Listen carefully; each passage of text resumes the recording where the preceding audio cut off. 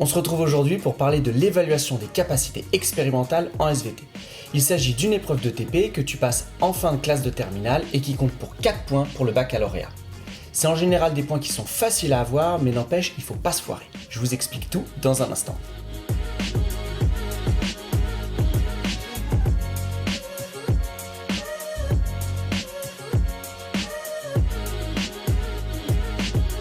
Je vous rappelle qu'il s'agit ici d'une évaluation individuelle. Donc on oublie les TP à deux, où on prend son temps, on rigole, on s'amuse. Le jour de l'ECE, vous serez tout seul et vous aurez 1 heure, pas 1 minute de plus. Alors sauf difficulté technique, tu devrais passer le CE dans ton établissement. Donc déjà c'est rassurant, tu connais les lieux, tu connais le matériel et tu connais les profs. Je sais que ça va en faire stresser certains et en rassurer d'autres, mais vous ne pouvez pas être évalué par un enseignant que vous avez eu cette année. Il sera peut-être dans la même salle que vous, il viendra peut-être voir si tout se passe bien, mais à aucun moment il ne pourra mettre une note sur ce que vous faites. Généralement, les candidats s'installent d'abord dans une salle, où tu te prépares, tu mets ta blouse et tu sors tes affaires. Ensuite, tu vas tirer ton sujet au sort. Et là, une petite précision pour les élèves qui ont choisi la spécialité SVT. Ces élèves-là pourront tirer au sort soit un sujet de TP de la spécialité, soit un sujet de tronc commun. En revanche, les élèves qui ont choisi la spécialité mathématiques ou physique-chimie, on ne juge pas, personne n'est parfait. Tirons au sort un TP parmi les sujets du tronc commun. À propos des sujets, je vous rappelle que depuis 2018, une banque de 80 sujets est mise en ligne tous les ans. Les fichiers sont libres d'accès et je t'invite fortement à aller tous les télécharger. Le lien est dans la description. Mais dans cette liste de 80 sujets, seulement 20 ont été sélectionnés par ton académie. Et bien sûr, c'est pas les mêmes 20 sujets dans chaque académie. Et j'ajoute que ces 20 sujets, toi en tant que candidat, tu ne sais pas lesquels ils sont. C'est une information qui est réservée aux enseignants qui font passer les ECE. Donc pour résumer, 80 sujets en ligne, 20 sélectionnés par académie, et parmi ces 20, tes enseignants vont choisir les TP qu'ils ont décidé de vous faire passer. Donc maintenant que tu as tiré au sort ton sujet, les enseignants examinateurs vont t'accompagner vers la salle où tu vas passer ton épreuve de CE. Et à partir de là, le chrono se lance, c'est parti pour 1 heure. Sur ta paillasse t'attendent ton sujet, une fiche consigne, une fiche réponse et bien sûr le matériel que tu vas devoir utiliser. La fiche consigne, elle est standardisée et c'est la même pour tous les sujets. On la voit ensemble pour bien décortiquer ce que tu vas devoir faire. Étape A, proposer une stratégie et mettre en œuvre un protocole pour résoudre une situation problème. Dans la première étape, tu vas devoir proposer une stratégie de résolution et la mettre en œuvre, c'est-à-dire manipuler. Pour cette première étape, aucune trace écrite ne sera évaluée. Tout va se faire à l'oral. Bien sûr, tu as le droit de prendre quelques notes sur ton brouillon, mais celui-ci ne sera pas rendu à la fin de l'épreuve. L'étape B, elle, se fait sur la fiche réponse, elle est ramassée et notée à la fin de l'épreuve. Une fois que tu as bien lu ton sujet, que tu as checké un peu le matériel et que tu sais quelle stratégie tu vas adopter, tu appelles à ce moment-là l'enseignant examinateur. À ce moment-là, il va falloir expliquer à l'examinateur ce que tu fais, comment tu le fais et à quoi tu t'attends. Petite subtilité, et c'est bien noté sur la fiche consigne, tu peux être amené à préciser le matériel dont tu aurais besoin pour mettre en œuvre ta stratégie. C'est-à-dire que sur ta paillasse, il y a peut-être du matériel qui manque.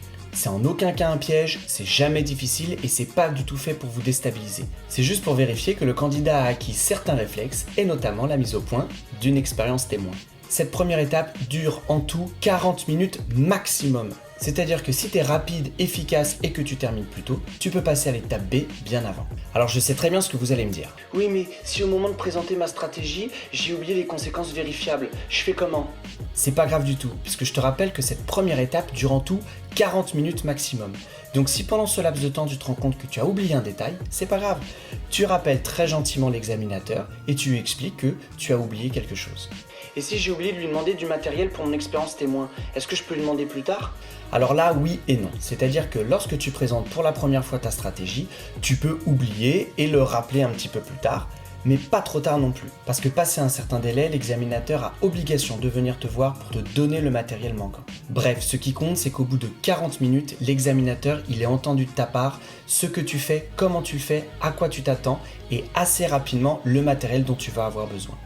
Si tu as besoin de matériel parce que c'est pas le cas dans tous les sujets. Pour la manipulation, c'est très simple, il te suffit de suivre et mettre en œuvre le protocole qui t'est proposé.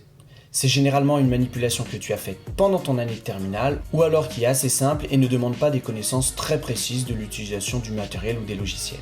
Tiens d'ailleurs j'y pense, à propos des logiciels, pas d'inquiétude, les fichiers à utiliser seront très faciles d'accès, pas la peine de naviguer dans l'arborescence des dossiers de l'ordinateur de l'école. Et en plus de ça, tu auras à ta disposition la fiche technique qui te rappellera les différentes subtilités d'utilisation.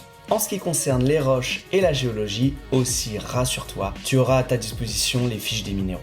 Une fois que tu as obtenu des résultats bruts à la suite de ta manipulation, il va falloir les traiter. L'étape B a donc une durée recommandée de 20 minutes. Et je vous rappelle que cela doit être fait sous la forme de votre choix. C'est-à-dire un schéma, un dessin, un tableau, une courbe, des captures d'écran, une photo de l'observation microscopique. Tout sauf un texte.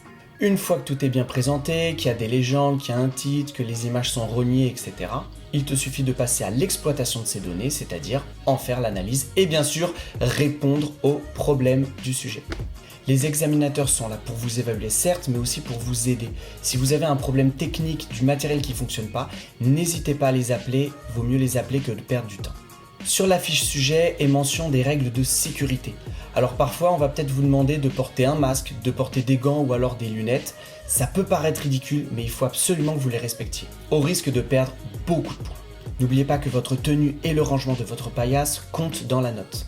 Donc la blouse, elle passe à la machine avant et je veux pendant et à la fin de l'épreuve une paillasse nickel. Voilà, j'ai vu avec vous le CE version candidat. Si vous avez des questions, n'hésitez pas à me les poser dans les commentaires et je vais tourner et mettre en ligne prochainement une vidéo version enseignant pour savoir ce que l'on attend de toi et donc adapter tes réponses. N'oubliez pas de liker et de partager la vidéo et moi je vous dis bonne révision.